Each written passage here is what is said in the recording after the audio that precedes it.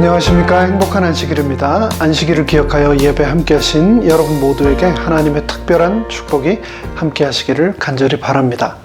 이제 완연한 봄이죠. 여러분은 봄 이맘때쯤이면 뭐가 생각나십니까?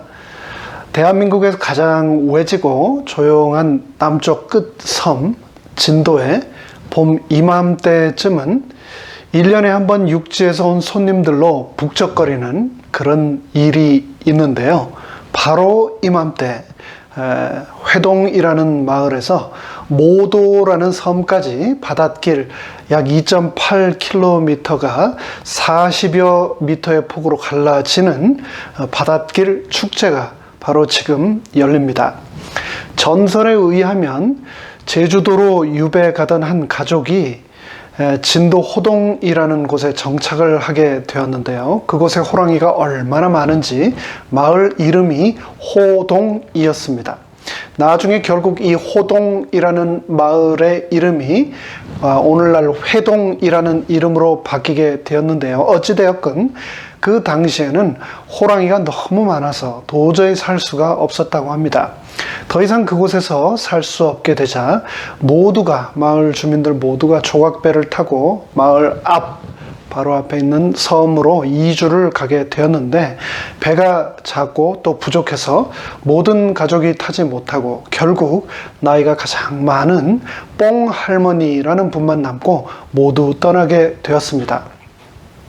그 후 이 뽕할머니는 사랑하고 보고 싶은 자녀들을 다시 만나게 해달라며 모도가 보이는 바닷가에서 하늘을 향해 날마다 기도를 드렸습니다. 결국 그 기도의 정성에 감동을 받은 하늘은 무지개를 내릴 터이니 그 무지개를 타고 섬으로 건너가라고 말하는데, 그렇게 해서 열리게 된 것이 이 1년에 한 번 열리는 바닷길의 유래가 되었다는 전설이 있습니다.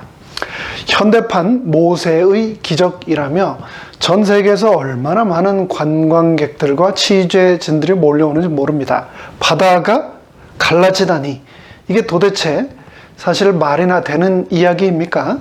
정말 믿기가 어려운 사실이지요. 그래서 사람들은 그것을 눈으로 직접 한번 확인하고 싶어서 그렇게 몰려오는 겁니다. 그런데 실상 이 회동 마을의 모세의 기적은 진짜 바다가 갈라지는 것이 아니라 1년 중 조수 간만의 차가 가장 심한 바로 요즘 3월 말 4월경에 썰물 때문에, 그 조수의 차 때문에 갯벌이 드러나는 것에 불과합니다.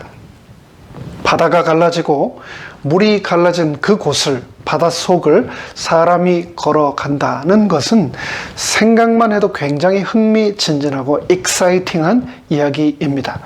그런데 우리 그리스도인들은 그것이 그냥 상상으로만, 이야기 속에서, 전설 속에서나 존재하는 것이 아니라 실제로 이스라엘 백성들의 역사 속에서 일어났음을 잘 알고 또 그것을 우리는 믿습니다.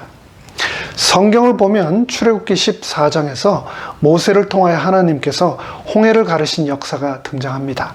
그런데 그것 한 번이 아니었습니다. 하나님께서는 또 다시 한 번 물을 가르셨는데 그 역사가 어디에 기록되어 있는지 기억하십니까?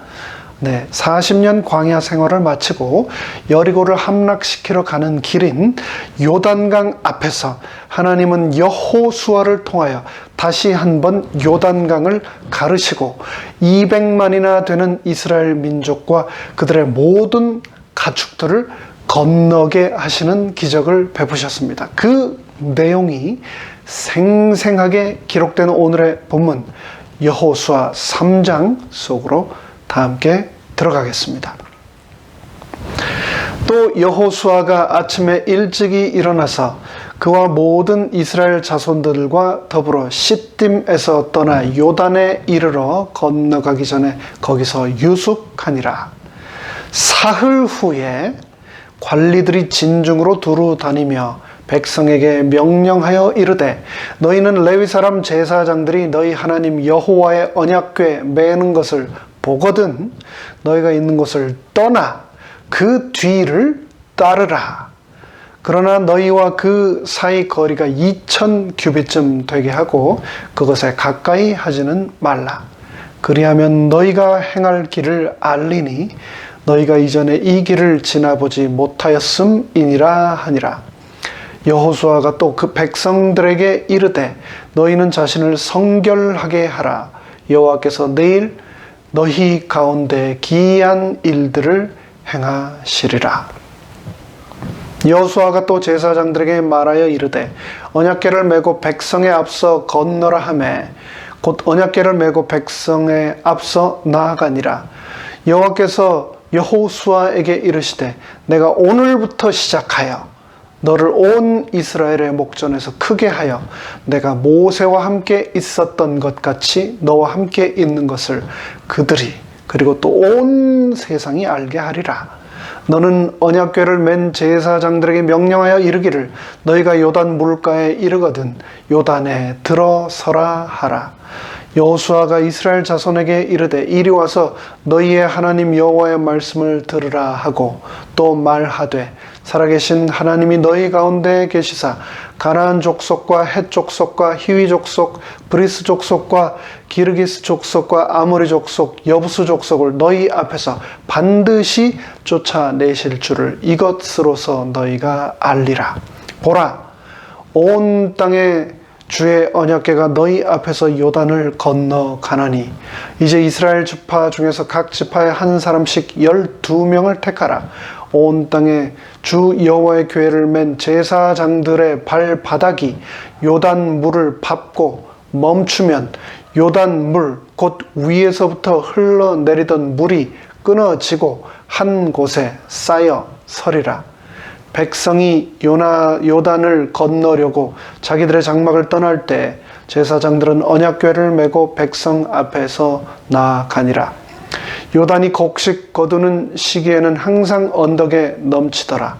궤를 맨 자들이 요단에 이르러 궤를 맨 제사장들의 발이 물가에 잠기자 곧 위에서부터 흘러내리던 물이 그쳐서 사르단에 가까운 매우 멀리 있는 아담 성읍 변두리에 일어나 한 곳에 쌓이고 아라바의 바다 염해로 향하여 흘러가는 물은 온전히 끊어짐에 백성이 여리고 앞으로 바로 건널세.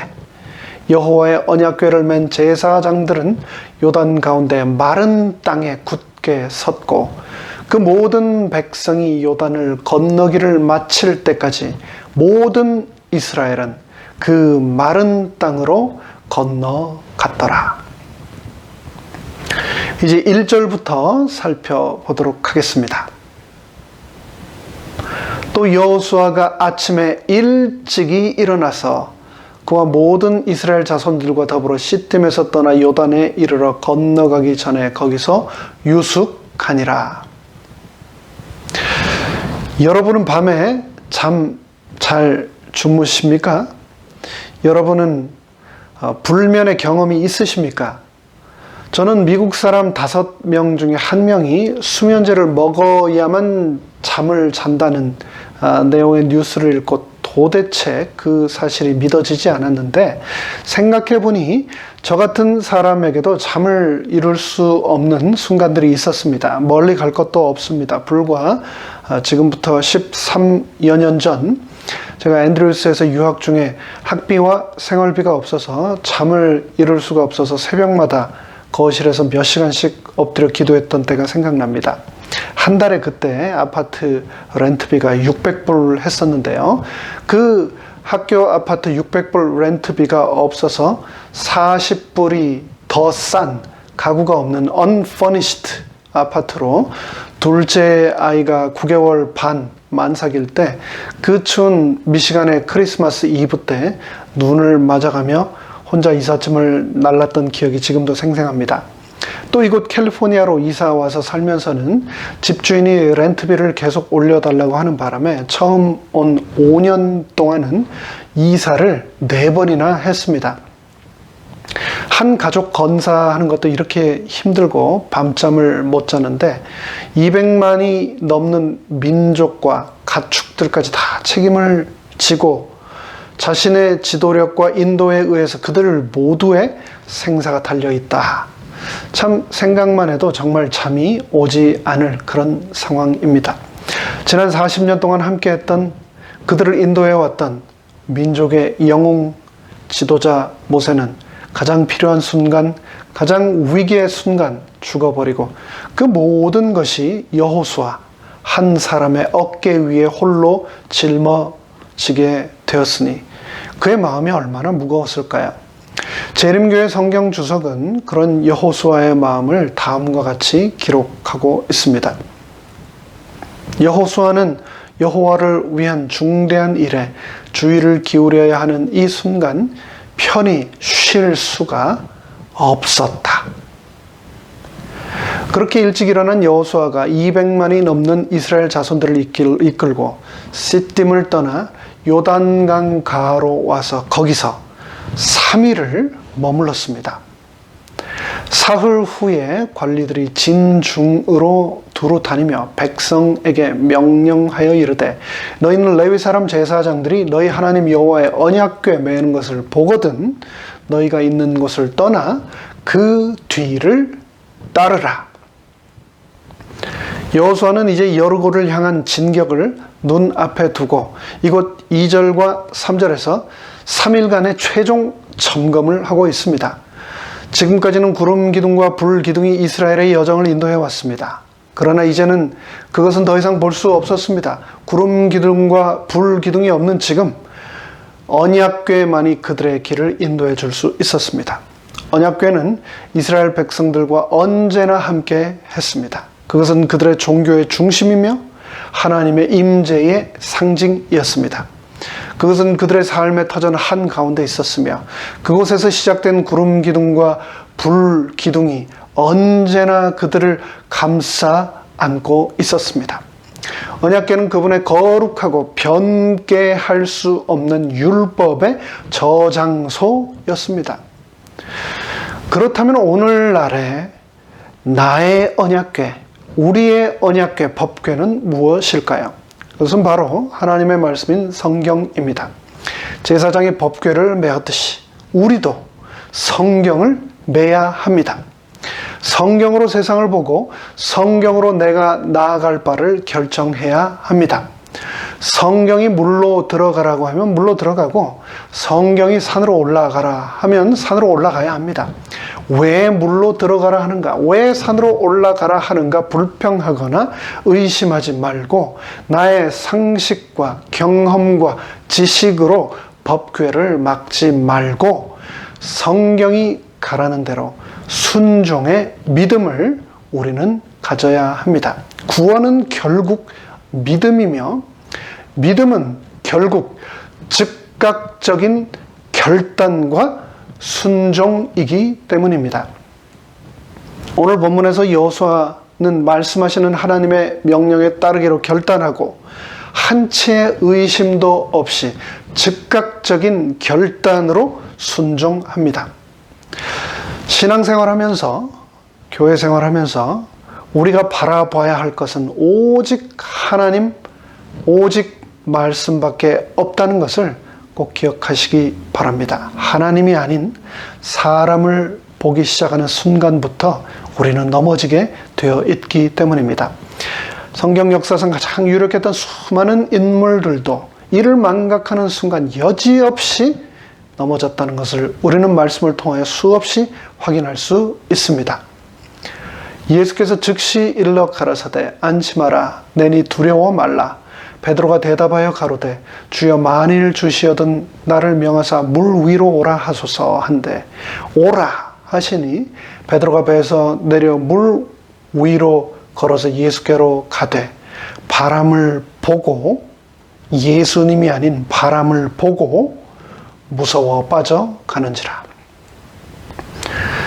인류 역사상 유일무이하게 바다를 걸을 수 있었던 베드로도 시선을 예수님에게서 떼 바다와 바람으로 향하자마자 즉시 물속으로 빠져들었다는 것을 기억하시기 바랍니다. 사람을 보는 순간, 세상을 보는 순간 우리는 실망하고 상처받게 되어 있습니다.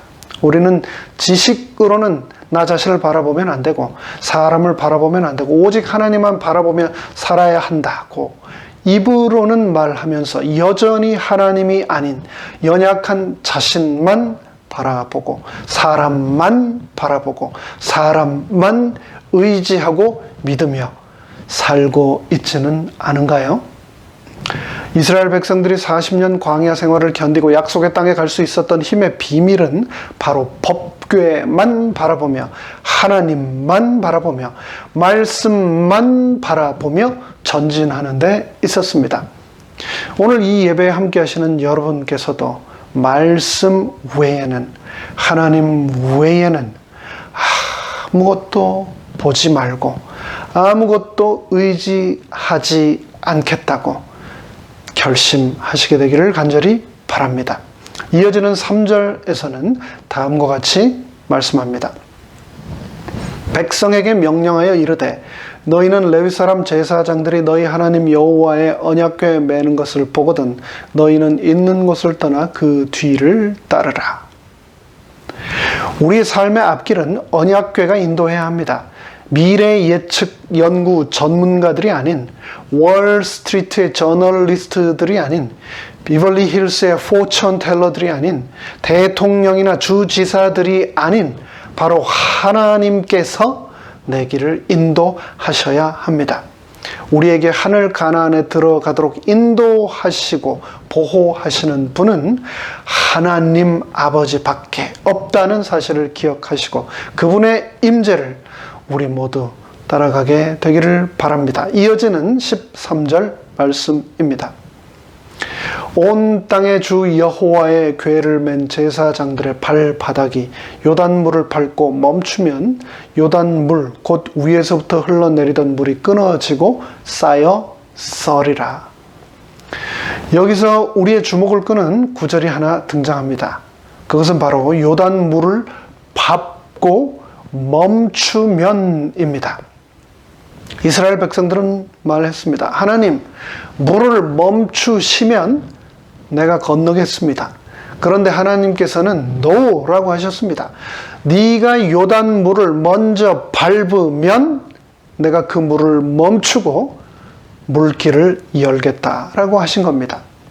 하나님은 그분의 백성들에게 어려움에 맞설 뿐 아니라 그분이 길을 열어줄 것을 확신하면서 하나님의 명령에 따라 믿음으로 담대하게 진군하라고 요청하셨습니다. 그러면 하나님은 물길을 바꾸시고 내 앞에 모든 장애물들을 극복해 주시겠다고 약속하셨습니다. 내가 물 가운데로 지날 때 내가 함께 할 것이라. 강을 건널 때 물이 너를 침몰치 못할 것이며 내가 불 가운데로 행할 때 타지도 아니할 것이요 불꽃이 너를 사르지도 못하리라. 언약궤를 맨 제사장들은 물속으로 걸어 들어감으로써 하나님의 말씀에 대한 그들의 믿음을 먼저 나타내 보여야 했습니다. 마찬가지로 하나님은 우리에게도 똑같이 믿음으로 우리를 가로막고 있는 내 인생의 요단강을 향하여 걸어 나아가라고 말씀하고 계십니다. 13절에 보면 물이 끊어진다는 표현이 있습니다. 도대체 무슨 말일까요? 물은 액체입니다. 막대기나 나무처럼 자르거나 끊을 수 있는 물질이 아닙니다. 그런데 어떻게 물을 끊는다는 것일까요? 이스라엘은 건조하고 물이 아주 귀한 나라입니다. 강물도 그리 넉넉하게 흐르는 곳이 아닙니다. 그런데 3대가 꽃이 피고 보리가 익어가는 바로 요즘입니다. 3월, 4월 바로 이 즈음 갈릴리 호수 북쪽에 있는 이스라엘 영토 최북단에 있는 헤르몬 산에 만년설이 녹기 시작하면 그 녹은 물이 갈릴리 호수를 지나 사해까지 흘러 들어가면서 1년 중 가장 많은 강수를 기록합니다. 15절에 보면 요단이 몸에 거두는 시기에는 항상 언덕에 넘치더라 라고 기록을 하고 있습니다. 바로 보리 수확기인 그와 같은 시기에는 겨울비와 산지에서 눈이 녹아내려 강물이 불어 가장 범람하던 때였습니다. 그 무렵은 헤르몬산의 만년설이 녹으면서 강의 폭이 30m 정도였던 것이 무려 1.6km까지 넓어지는 구간이 생겼습니다. 제가 수년 전 바로 이맘때쯤에 이스라엘로 성지 순례를 갔었는데요. 그때 눈 녹은 물이 엄청난 진흙 흙탕물을 만들며 요단강 하류로 흘러가던 모습을 지금도 기억합니다.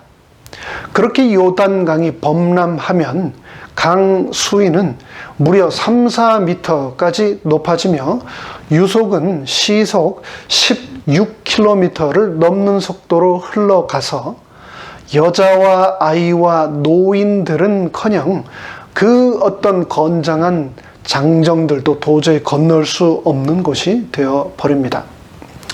4년 전 저희 교회에서 네팔에 의료 선교를 갔었었죠.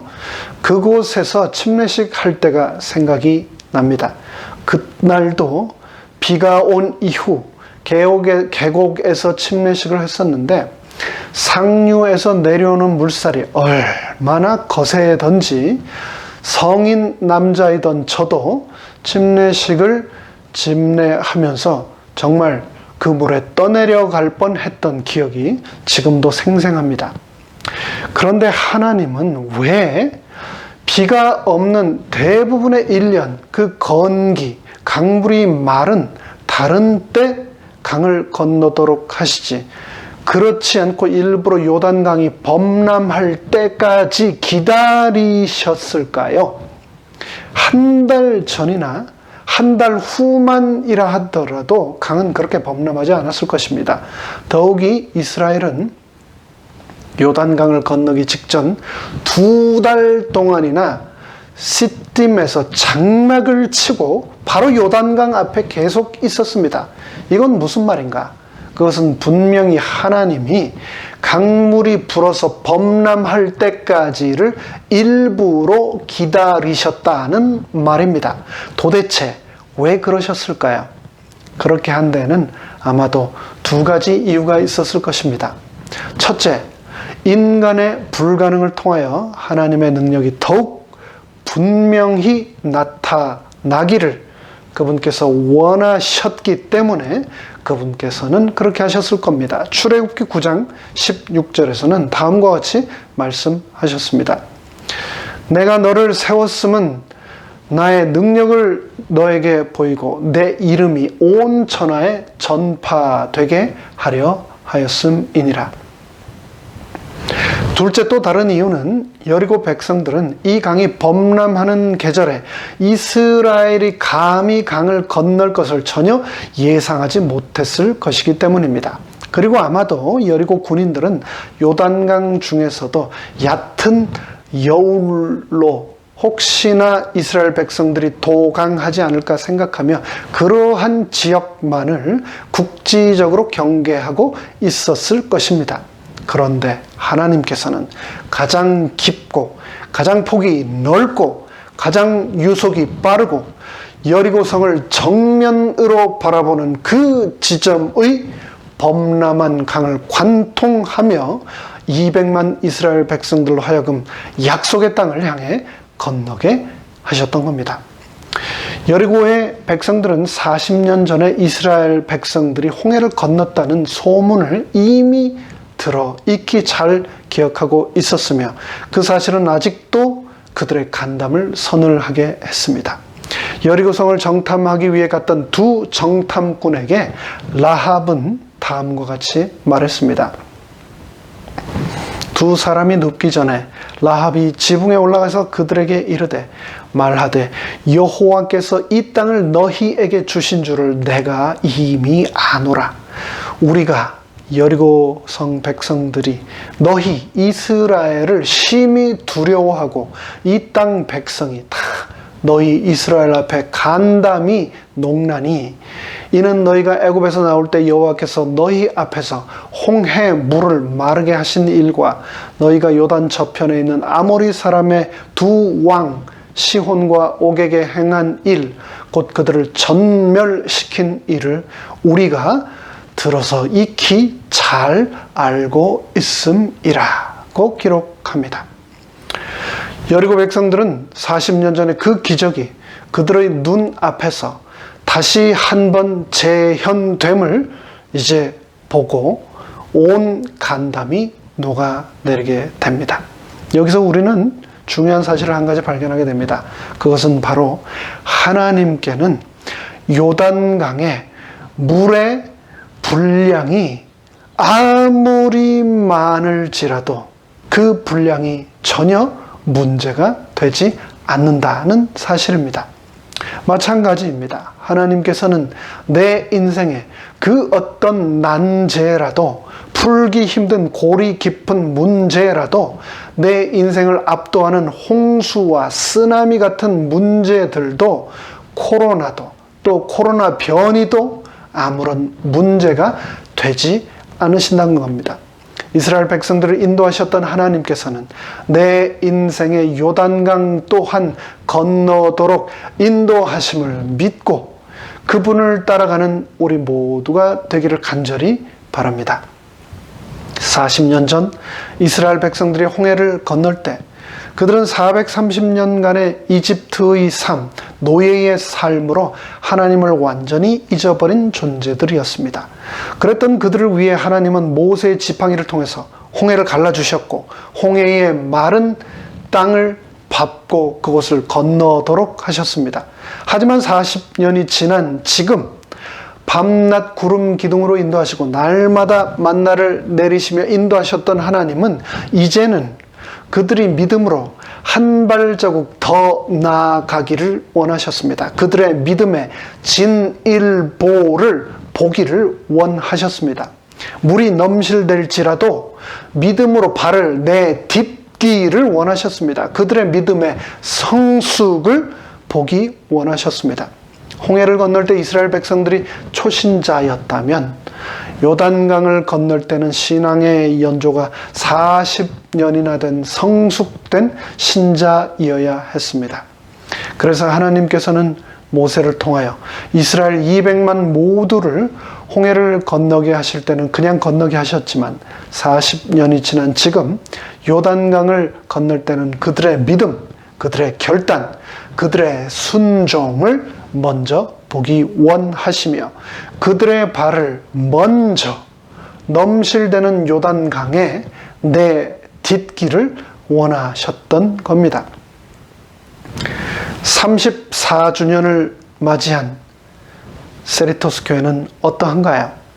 하나님이 기대하시는 만큼 신앙적으로 성숙하고 무엇이든지 그분의 순종에 즉시로 충성할 수 있을 만큼 우리는 충분히 장성한 교회인가요? 세리토스 교회 신자이신 여러분은 어떠십니까? 믿음의 눈으로 보이지 않는 강물 너머의 길로 나아가라는 코비드-19 팬데믹 이후로 새로운 요단강을 넘어가라는 하나님의 명령에 무조건 순종할 수 있는 믿음과 성숙함을 여러분은 지니셨습니까? 아니면 여전히 34년 된 초신자로 살아가고 계십니까? 하나님께서는 여러분 자신의 현실이 아닌 여러분의 믿음과 순종을 보기 원하신다는 것을 기억하시기 바랍니다. 하나님께서는 여호수아와 이스라엘 백성들에게 가나안 땅을 주시겠다고 약속하셨습니다. 하지만 거기에는 한 가지 조건이 있었습니다. 그것은 바로 그들의 발바닥으로 밟는 곳을 주시겠다는 약속이었습니다. 내가 모세에게 말한 바와 같이 무릇 너희 발바닥으로 밟는 곳을, 너희 발바닥으로 밟는 그 곳만을 내가 너희에게 주겠다라고 말씀하신 겁니다. 그곳이 산이든 광야이든 평야이든 성이든 반드시 내 발바닥으로 밟아야만 하나님께서는 나에게 주시겠다고 말씀하신 겁니다. 그리고 그 명령은 2021년을 살아가는 우리에게도 여전히 적용됩니다. 내 앞날에 펼쳐진 하나님의 약속과 축복을 내 믿음의 발을 내밀며 그분께 순종하며 나아갈 때야 비로소 그 모든 축복이 내 삶에 임할 것이라고 분명히 약속하셨다는 것을 기억하시기 바랍니다. 이스라엘 백성들이 약속의 땅, 가나안 땅으로 가는데 그들을 가로막는 세 가지 장애물이 있었습니다. 그것은 첫째, 두려움이라고 하는 장애물이었습니다. 여호수아 자신도 그랬고, 그리고 200만 이스라엘 백성도 그랬습니다. 모세의 뒤를 이어 민족을 이끌어갈 지도자로 세움받은 여호수아 모든 백성들은 요단강이라는 장애물 앞에서 두려움에 떨고 있었습니다. 그런 그들에게 하나님께서는 7절에 말씀하셨습니다. 여호와께서 여호수아에게 이르시되 내가 오늘부터 시작하여 너를 온 이스라엘의 목전에서 크게 하여 내가 모세와 함께 있던 것 같이 너와 함께 있는 것을 그들로 알게 하리라. 이스라엘 백성들의 약속의 땅으로 가는 그 길, 여정에서 그들을 가로막는 장애물 두 번째는 바로 신뢰의 문제였습니다. 이스라엘의 12지파는 아직도 온전히 하나가 되지 못했습니다. 그랬던 그들은 모세가 죽은 후 하나님에 의해 이스라엘의 지도자로 세워진 여호수아를 그들은 아직도 온전히 지도자로 신뢰하지 않았습니다. 하지만 그들은 자신들 간의 신뢰의 문제를 회복해야만 했습니다. 그렇게 하나가 되어야만 하나님께서는 축복하실 수 있었기 때문입니다. 이스라엘 백성들을 약속의 땅으로 가는데 가로막은 장애물 세 번째는 바로 또 환경의 문제였습니다. 그들 앞에는 요단강이라고 하는 엄청난 장벽이 있었습니다. 약속의 땅 가나안을 가기 위해서는 반드시 건너야 하는 곳 요단강.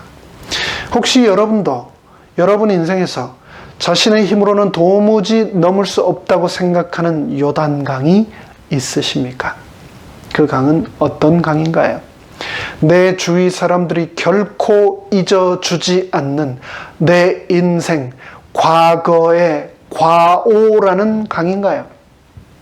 아니면 출생과 성장 과정에서 내가 겪었고 지금까지 잊지 못하고 있는 상처라는 강인가요? 아니면 실직과 파업이라는 경제적인 강인가요? 아니면 코로나라고 하는 질병이라는 강인가요?